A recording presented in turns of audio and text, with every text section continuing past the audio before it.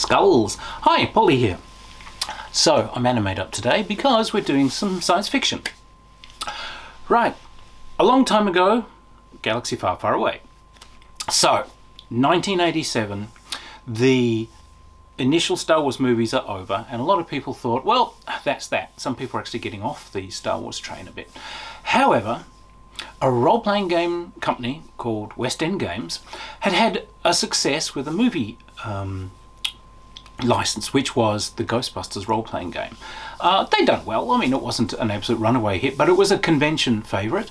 So they decided they would take the systems, which were very good core systems, and they would create the Star Wars role-playing game. Now, these guys, bless them, were fanboys. Love these guys forever, by the way. I remember being at many cons with them. So, what they did was create a game that you could use for playing Star Wars style cinematic adventures. Now, bless it, but Star Wars is not science fiction. It is a fairy tale that has borrowed science fiction's clothes. So, as such, it doesn't need to be wildly precise on science fiction niggles, exact design, exact minuate of tech. It's more about theatrical effect, which suits a game very, very well. However, players in role-playing games kind of require information that is glossed over in movies. Players want to know, how does this thing work? If this thing runs out of power, can I use the power pack from that? These guys in the movies have got slightly different looking guns. Is there a different effect between this one and that one? What's the difference between this ship and this ship? Millennium Falcon did this thing in only X number of parsecs. Is parsec a time measure here? They needed all of these kind of questions answered, and that's what these guys did. And in fact, they created such depth and such breadth in the background for the game that it became, for a very long time, the Star Wars canon. So when things were happening, like the Thrawn novels were being written by Timothy Zahn, he was handed the West End Games story backgrounds and games material, and he was told, use this, not Lucasfilms. This is the canon, this is the detail that you'll be working from. So, a spectacular job. Now, as the new movies for the prequels and so on came out, there was more money in the air. The license, which had been, West End Games for ages, was kind of whisked off, and it went on to other companies, and there have been other games. And there are Star Wars role-playing games out right now. And they've all got their merits. However, I want to look at the D6 West End Games Star Wars because it has incredible merits. It's still a living game today, and it's a living game for a really good reason. So, it's recently been re-released. Fantasy Flight Games has done an anniversary edition. It was for the 40th anniversary of Star Wars. Comes in a slipcover, Star Wars. Ta-da! You'll find it on their website. Now, this is the second edition of the original role-playing game, which is just, it was the original with some minor changes in the material here and there. So what you get inside this is two hardcover books. Magnificent hardcovers. First is, of course, the role-playing game, and the second is a source book full of fun stuff. Now, so what we've got here is the Star Wars role-playing game, effectively in its entirety. In many ways, you would never need more than this. If you're a fan of the original three movies, this is it. Now, I said this game has merits. Yeah, it sure does. For one thing, it's done by fanboys of the movie. So it's done with love. And that love shows through with a lot of attention to detail. And I think this is a magnificent piece of work because what they realised was that this game was going to be a gateway for many new players. There were lots of people who weren't role-playing gamers but wanted to play Star Wars, so this was going to be the first game they were ever being in as players, but also being asked to run. However, they're also selling to a role-playing games market, so it had to be sophisticated enough and nuanced enough to be attractive to those role-playing gamers. And they succeeded, absolutely succeeded. So, this is a D6 based game. You have characteristics which are quite simply expressed as a number of dice or dice plus modifiers. So you might have an agility that is 2 dice plus 2, for instance. These are all dice that are rolled for tasks. Skills are expressed the same way. A skill is a number of dice that are added to your base characteristic, and all those skills fall under the purview of different characteristics. So if you wanted to pilot a spaceship, you can have a skill in it which adds to the base characteristic that runs off, and you can continue building it. The game didn't actually let you change your characteristics as you got up, except through very, very specific circumstances, but you can definitely increase your skills. There are, of course, force skills in here, and there are lots of cool piloting skills. There's everything you want. Kind of a strange thing about the system, and a neat thing about the system, is that it kind of encouraged you to go for it. Your minimum chance of succeeding is going to be your characteristic. Some things are highly specialized. Like not everyone can just say, well, I'm going to give brain surgery a go. Obviously without medical skill you can't do much. However, you can make a medical roll on someone to do first aid or something and not have to have medical skill. It'll just default to the characteristic. So no one was kind of disabled by there being a skill system in there. So it was a nice piece of work. So a nice simple dice system. You're rolling against a task difficulty, or directly competing with someone trying to see who gets a higher roll. So very easy. However, the character design, initially you got like 7 dice worth of skills that you would split up amongst things and so on, so you could massage your character and make it exactly what you wanted. There are some later versions of the game that do a little bit more, but easy to get straight into, and you can have a lot of fun customizing those characters. Now, what was fun about this is, in the back of the game, you got these. These were character templates. They are pre-done characters, and that speeded up play. If you wanted all the different stereotypes that are in there, there were smugglers and there was, you know, all kinds of pilots and fighter jocks and the kind of characters you'd expect to find in Star Wars, with some very, very interesting ones. So there was some nice things like the old guy from the Navy family who's been a ship's captain and they've been serving the Empire, but you know, they've got their real doubts. And this was clearly an invitation to go into more of a political and coup scenario where it's like you realise things are going wrong. Now you've got to try and find who isn't corrupted in the Navy, and you know, are you going to turn a fleet over to the rebels? So there's some very nice play in there. There were some great things. Murphy's Rules actually voted a couple of these character classes. There was one called the Kid. And the Kid, you pick one other person on the team and you hero worship that person. And if that person's going off on a super special secret mission, you can always stow away and be there to annoy them. And you just love that person so much, they're just your absolute hero. Me and Chester as pals, ain't we, Chester? And you didn't really have oodles of great kind of equipment the way other people did, but you had the ability to kind of feel around in your pockets and your bags, and you would find stuff like greasy kid stuff and you know, slingshots and these sorts of things. And yeah, that Murphy's Rules had that one voted as character class most likely to be blown out of an airlock by the rest of the party. You could be Ewoks, and in which case you're kind of forbidden to speak English. You have to just and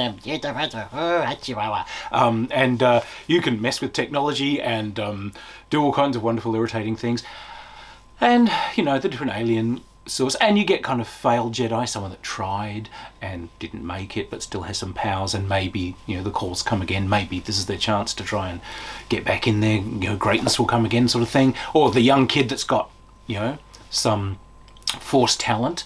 Now, force powers are a whole string of different characteristics. You actually have a force rating that you get during the game, which can go up and down. If you are force talented, you get access to skills within the force. That's a whole new skill set that you have to do. Using your lightsaber is not melee weapons, it comes off the force. Fantastic. Now what you can do during play is you can trust the force.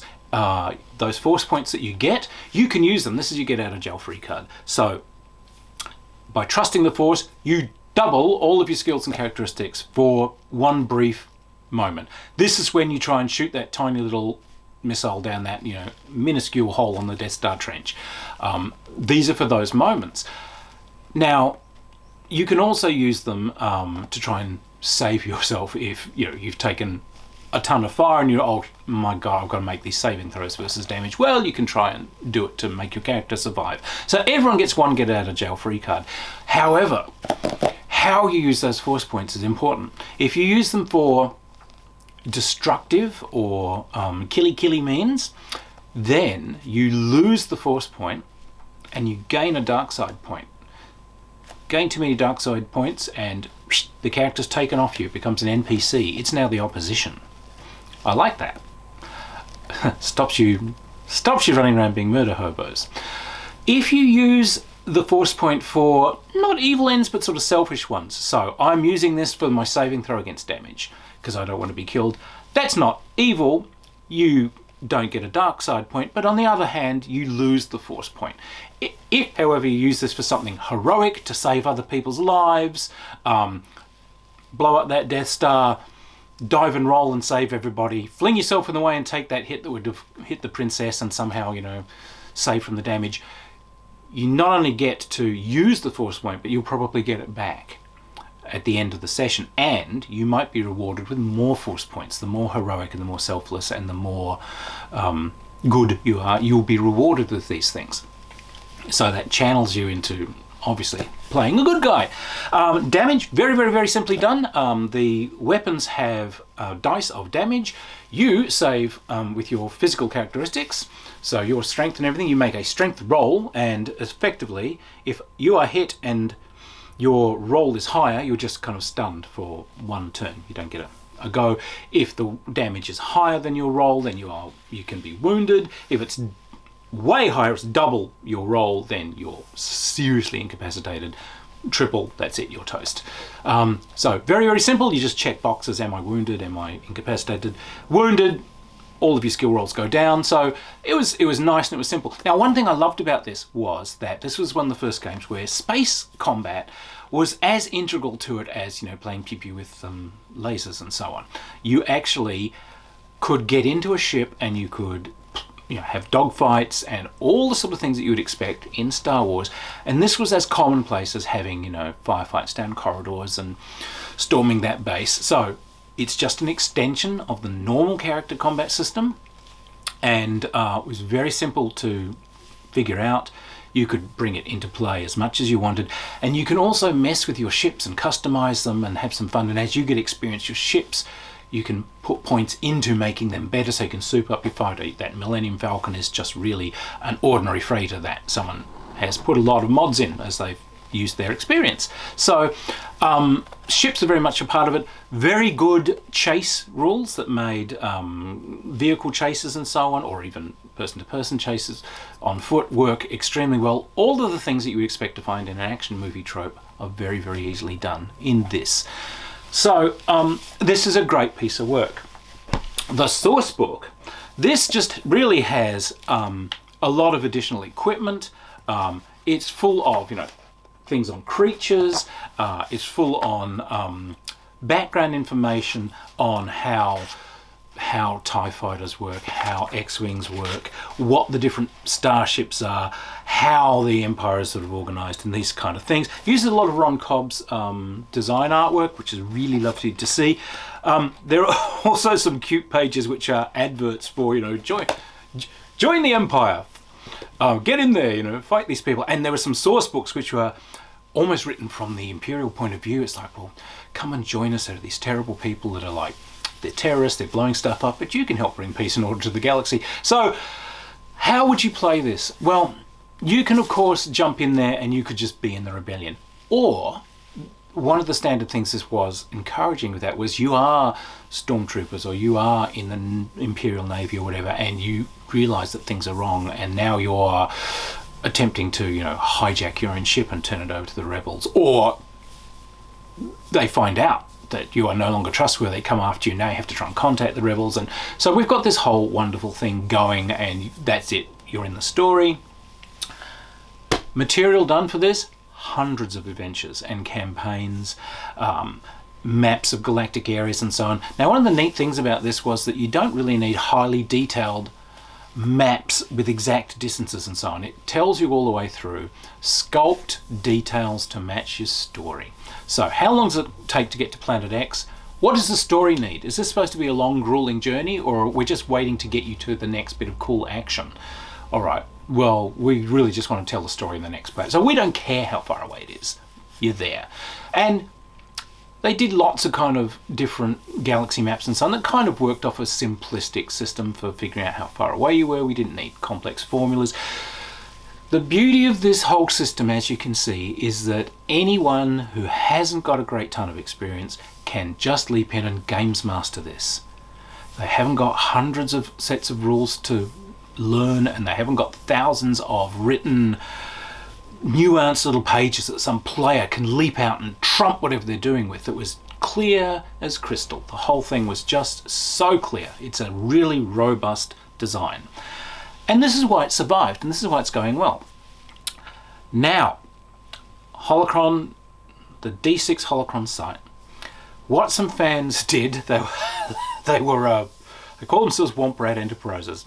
What these guys did was, as this game fell out of license, they made it open D6 content.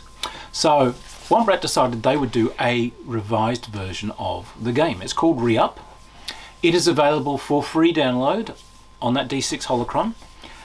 And I'm not going to say it's an improved version of this. It's a changed version of this. Now, you might want to mine it.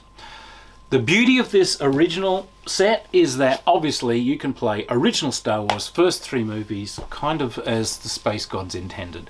However, as more material came out, as the prequel movies came out, and as other things came out, comics and all this wealth of extra material, this gave more equipment, more places, more races, and so on. So what the Womp Rat version does is it takes all of those species, all of those different intelligent races, all of that equipment that you've seen in all of these things, and it puts it in there.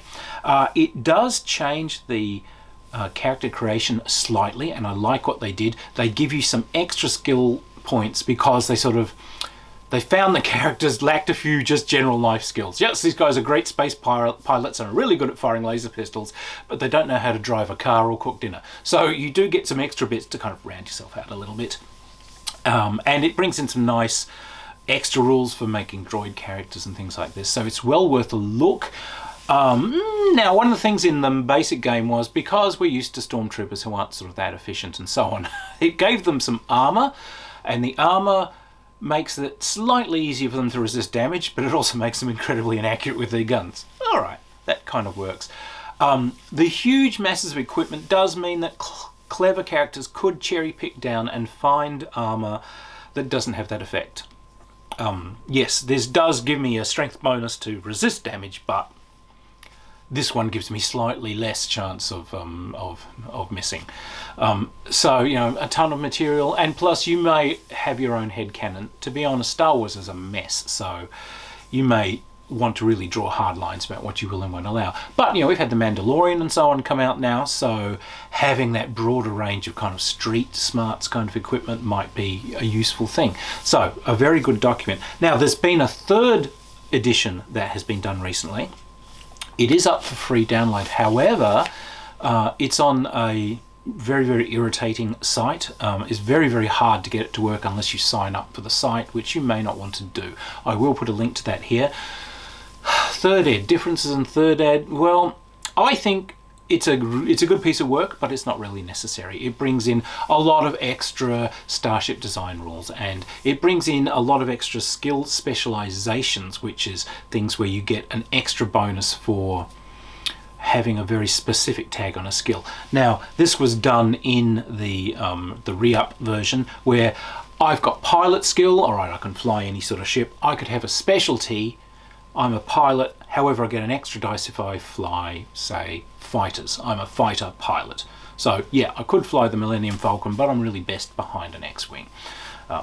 So this was put in general terms. These guys kind of put in a lot more specialties and so on, but you'll find that in Re-Up. That's all fine. However, you know, if you want to collect the whole thing and everyone's thoughts, 3rd ed is actually still a work in progress. People are changing it, but again, you'll find it all up there. D6 Holocron, it's got all your needs for the game. It really does. Fantastic library of adventures and equipment and just plain fun.